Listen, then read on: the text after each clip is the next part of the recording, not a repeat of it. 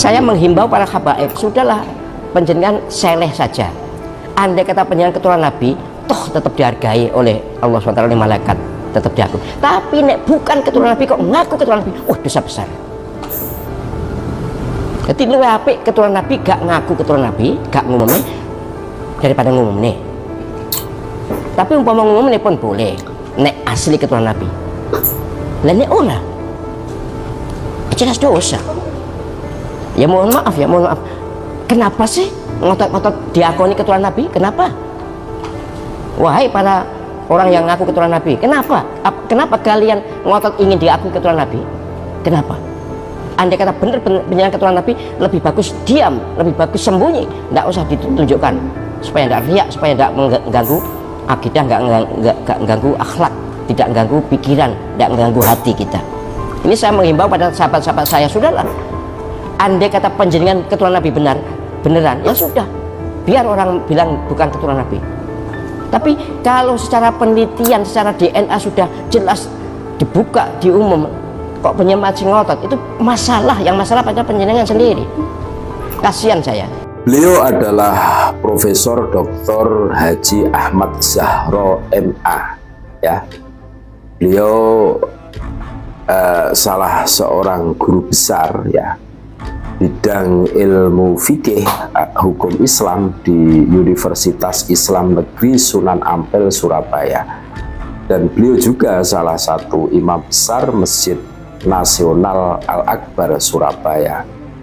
Selain itu, saat ini beliau juga diamanai sebagai Rektor Universitas Pesantren Tinggi Darul Ulum Unibdu Jombang, serta Ketua IPIM, Ikatan Persaudaraan Imam Masjid Seluruh Indonesia. Itu. Dan beliau seorang dai juga. Ya. Profesor Dr. Haji Ahmad Zahro MA, ya. Ini mengatakan dalam cuplikan video di atas, kan. Beliau luar biasa berpesan kepada para kabid. Siapa yang membeli ini?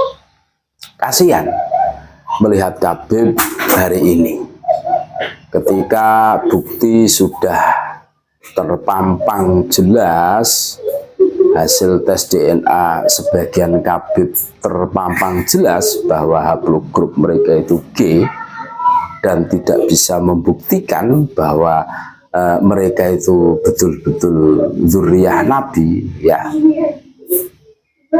Profesor Dr. Ahmad Zahro ini kasihan. Mbok yao legowo, mbok yao seleh, gitu kan, pakai bahasa Jawa. Seleh itu legowo, maksudnya menerima gitu loh.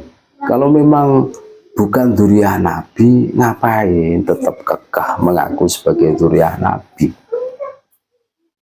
Tidak ada untungnya, tidak ada ruginya.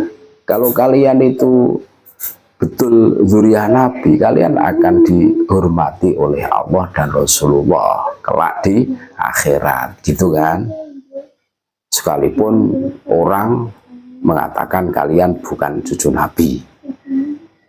Nah, pada saat kalian itu mengaku sebagai dzurriyyah Nabi tetapi tidak bisa membuktikan, alias mengaku-ngaku saja, kan kasihan. Karena dari hasil haplogrup kalian itu jelas G, Yahudi Kaukasia, kan gitu, Al-Hajari, kan itu. Menurut pakar genetika seperti itu. Nah, terus kalian itu maunya apa sih? Kan gitu kan. Nah, ini kan menimbulkan pertanyaan. Ketika bukti sudah dibeber, dibuka selebar-lebarnya, tetapi golongan kabid ini masih kekeh, ya, mengaku sebagai dzurriyyah Nabi. Ini maksud dan tujuannya apa? Nah, ini kan menimbulkan pertanyaan. Ya, tentu kita bisa menangkapnya. Iya, salah satu motivasi Khabib itu masif sekali mengaku sebagai zuriat Nabi ya, kepentingan sosialnya itu biar mudah mendapatkan cuan gitu loh. Dari segi sosial kemasyarakatan ya kita semua tahu dulu Khabib ini masif sekali mengaku sebagai zuriat Nabi, betul kan? Kesana kemari mulut mereka itu tidak lepas dengan istilah cucu Nabi sebagai embel-embel, sebagai kebanggaan, sebagai alat ya untuk memaksa orang mengeluarkan cuan yang lebih dan lebih. Seumpama ada Khabib yang di situ itu dawir meminta cuan dengan sekian juta dengan dalih kholnya leluhurnya atau acara maulidan dan lain sebagainya gitu kan. Ini banyak yang kena ini ya karena takut kualat mungkin atau tidak mendapatkan syafaat dari jinnya Habib yang diklaimnya itu kan banyak. Tapi alhamdulillah saat ini saudara-saudara kami banyak yang tercerahkan, tersadarkan. Betul. Adanya polemik nasab ini fadilahnya ya, banyak yang tersadarkan, tercerahkan. Pendawiran betul-betul turun drastis.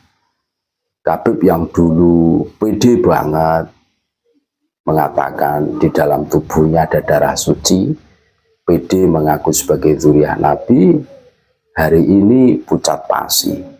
Mereka kebingungan untuk membuktikan. Dan inilah yang melatar belakangi Profesor Dr. Ahmad Zahro ini kasihan sebenarnya melihat para Khabib ini. Makanya pesan untuk para Khabib ini ya sudahlah, legowolah. Nggak usah ngeyel mengaku sebagai zuriat Nabi terus-menerus.